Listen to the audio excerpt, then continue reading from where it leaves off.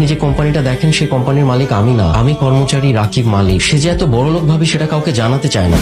এটা তুমি কি করছো পিউ? তুমি জানো এটার দাম কত? ওর খালা অস্ট্রেলিয়া থেকে এটা পাঠিয়েছে, 1 লাখ টাকা দাম। হ্যাঁ বৌমা বাচ্চা মেয়ে, ওকে এত কিছু বোঝে? নানু ভাই আসো তুমি আমার কাছে। নাদিয়া, নাদিয়া, বলো, শুনতেছি। তুমি কি কোনো কারণে রাগ করছো? তো রাগ করবো না তো কি করবো?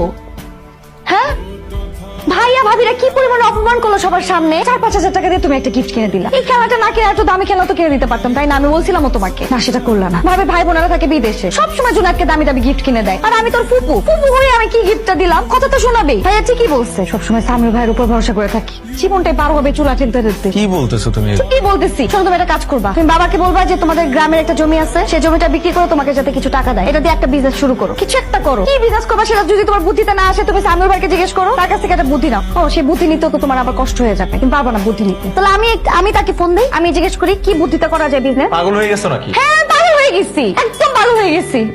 আমার আর মানুষের কথা শুনতে ভালো লাগে না। যখন প্রেম করতে তখন কত কথা শোনাইছো আমাকে, যে নাদিয়া তোমাকে আমি কোনোদিন কোনো কষ্ট ফিল করতে দিব না, আমার দ্বারা তুমি সবসময় ভালো থাকবা, সবসময় আমি তোমাকে সুখে রাখবো। এই আমার সুখ, খুব সুখে সংসার করতেছি আমি। ও লাগে না আমার এগুলার।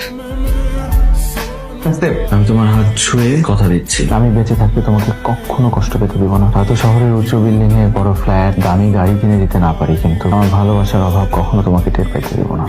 হ্যাঁ বলো। তুমি নাকি নতুন একটা ট্যাব কিনে জোনাইদের জন্য পাঠিয়েছো?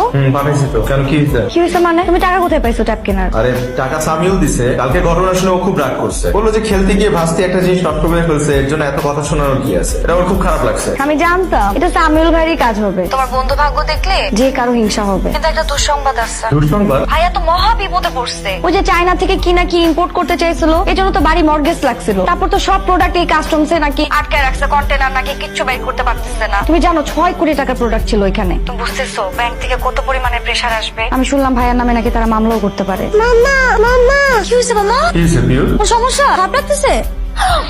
হ্যালো, আপনাদের বাচ্চার হার্টে একটা ছিদ্র আছে।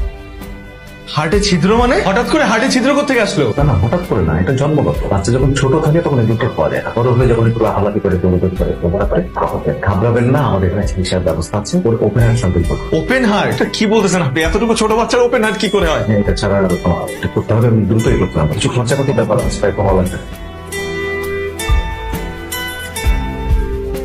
যে টাকার ব্যবস্থা হয়ে যাবে, প্লিজ আমার মেয়ের অপারেশনের ব্যবস্থা করে রাখতে। নাদিয়া, টাকার বিষয় বলবা? হ্যাঁ টাকাটা কিভাবে জোগাড় করবা তাই তো? ভাইয়ের কাছ থেকে তো চাইতে পারবো না, ভাইয়া তো নিজেই ডুবে বসে আছে ব্যবসা নিয়ে। কার কাছে চাইতে হবে?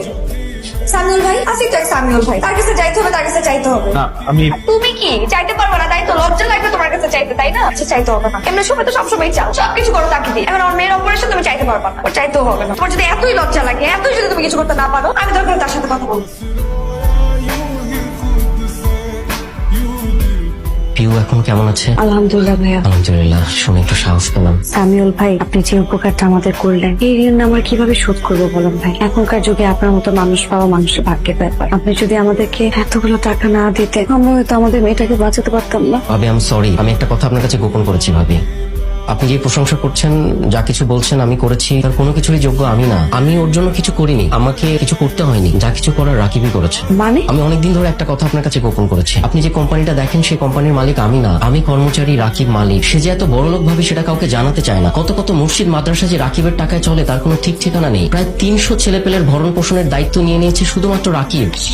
বলছেন সামিউল ভাই রাকিব এগুলা? এটাই সত্যি। আপনার কাছে বিশ্বাস নাই হতে পারে, পুরো পৃথিবীর কাছে অবিশ্বাস্য লাগলেও এটাই সত্যি। কিন্তু ও আমাদের কাছে কেন লুকাবে? কারণ ওর মনে একটা ভয় আছে। ভয়? কিসের ভয়? রাকিব মধ্যবিত্ত জীবন চায়। ও মনে করে এত অর্থ, বিত্ত, বৈভব, প্রাচুর্য এই সবকিছু থাকলে ওর যে মধ্যবিত্ত জীবনের যেই লোভ, যেই সুখ, যেই ভালোবাসা, পারিবারিক বন্ধন, খুনসুটি এই সবকিছু হারিয়ে যাবে। কি সুন্দর করে আপনারা সুখ দুঃখ ভাগ বাটোয়ারা করেন, এই কিছুই আর থাকবে না।